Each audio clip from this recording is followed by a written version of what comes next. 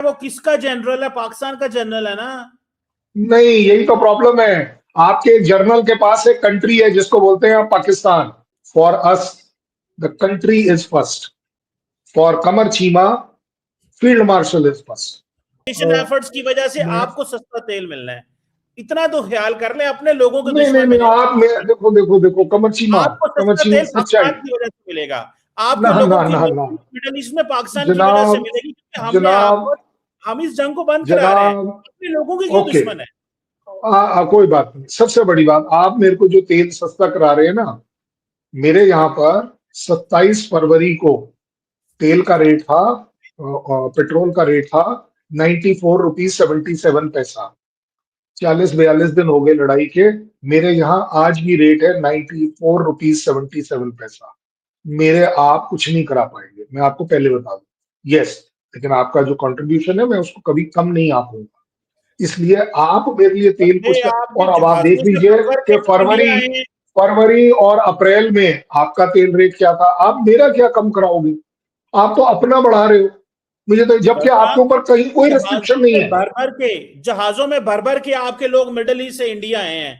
अब वो वापस तो हमारी वजह से जाएंगे ना यार। क्या काम करते हैं आप यार, बादशाह बंदे हैं आप। नहीं, जहाजों में पता भर नहीं। भर के बंदे, यार बात तो सुन लें। कल साहब जहाजों में भर भर के बंदे मिडिल ईस्ट से वापस इंडिया आए हैं।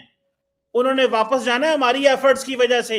बुरी लग रही है पर कोई नहीं, बर्दाश्त करें नहीं, यार। आपने क्या देखो हो देखो गया है? देखो, आपका शुक्रिया अदा आपके करें। ऊपर कमर आपने चीमा, शुक्रिया आपके ऊपर आपको जलसा कल साहब एक काम करें, एक एक लफ्ज कह दें। आप सिर्फ एक कह दें कल साहब कि शुक्रिया फील्ड मार्शल आसिम मुनीर, आपकी वजह से अब इंडियंस वापस मिडल ईस्ट जाएंगे क्योंकि हमने ये सीज फायर करवा दिया। आप इतना तो कह सकते हैं कि शुक्रिया जनरल आसिम मुनीर, ये तो कह दे कम नहीं से कम।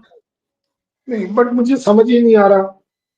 मुझे तो यही नहीं समझ आ रहा। आप पता नहीं, आपका आपके ऊपर ना, आप ट्रम्पिया गए हो, जिसको बोलते हैं ना, आपके ऊपर मेरे ट्रम्प ख्याल इफेक्ट से इतना ज्यादा आ गया है मेरे ख्याल कि से ये आप गोल दोस्ती नहीं पोस्ट है। इतनी तेजी से बदलते हो कि आपको ही नहीं पता चलता। आपने मेरे सामने कमेंट रखा ऑयल का, मैंने उसके ऊपर आपको कमेंट किया ऑयल पर। अब आप पहुंच गए कि ये जनता जो आई है। अब आप जनता पर बात कर लीजिए, मैं जनता पर भी करने को तैयार हूं, क्योंकि यार कल देखो साहब ना करें यार। मेरे साथ आपको फायदा ये है कि मुझे सिर्फ सच्चाई का साथ देना। मुझे कोई कोई एजेंडा नहीं चलाना। ना मुझे यार कहीं करें यार। किसी को कुछ प्रूव नहीं करना। आपने चाहते ऑयल की नहीं है। बात करी, मैंने आपके सामने रख दिया कि ऑयल 40 दिन में आप कहां पहुंचे और मैं कहां पहुंचा। आप मेरी क्या मदद करोगे? आप बता मैं दीजिए। कल साहब मैं कल साहब एक ही बस आखिरी बात कहूंगा, आप भी बिजी हैं, कि प्लीज जनरल आसिम मुनीर का शुक्रिया अदा कर दें। आपके लोग अब जो वापस जाएंगे, आपकी जिंदगियां बेहतर होंगी। आपके आपकी आपके जिंदगियां बेहतर होंगी। हाँ, बोलिए। माने ना माने इसमें क्या, लोग जब जंग बंदी होगी, जब जंग बंदी होगी, हालात बेहतर होंगे, तो भारत के लोग जब वापस मिडिल ईस्ट में जाएंगे, लीबिया में, यूएई में जो वहां से निकले हैं, वो पाकिस्तान में इसमें कोई कंट्रीब्यूशन नहीं करता। शुक्रिया तो अदा कर दे, इतना तो कहें एक दफा। मैं जवाब दे दूं? दें। आपके कंट्री में आपके कंट्री में आपके कैरेक्टर में और मेरे कंट्री और मेरे कैरेक्टर में फर्क यही है। For us the country is first. For Qamar Cheema field marshal is first. ओ हम भाई, कभी फील्ड मार्शल भी तो हम कंट्री है कभी ना। ना ना ना ना तुम्हारा ना, फील्ड देखो मार्शल भी आप इंडिया ये है, आपने पाकिस्तान है। आपके मुंह से निकला ही नहीं। आपके मुंह से निकला ही नहीं कि पाकिस्तान। आपके मुंह से क्या निकला? जिसका खौफ आपके ऊपर है।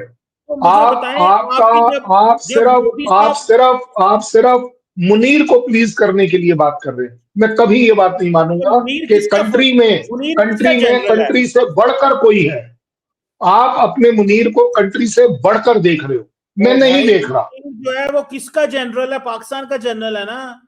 नहीं, यही तो प्रॉब्लम है। आपके जर्नल के पास एक कंट्री है जिसको बोलते हैं पाकिस्तान। वो किसका जनरल है? पाकिस्तान का जनरल है ना।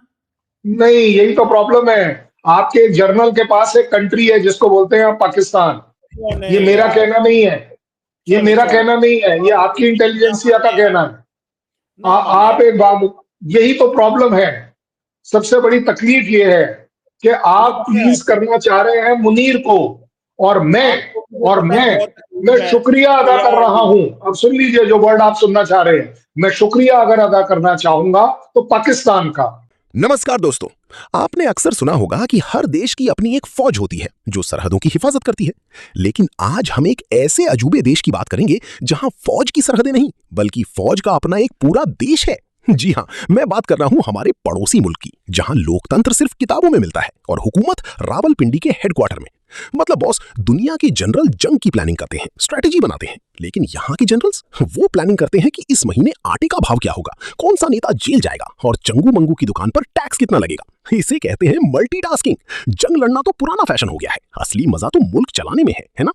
विडंबना देखिए, लोग कहते हैं पाकिस्तान एक देश है, मैं कहता हूं नहीं भाई, पाकिस्तान तो एक प्रॉपर्टी है जिसके असली मालिक वर्दी पहनते हैं।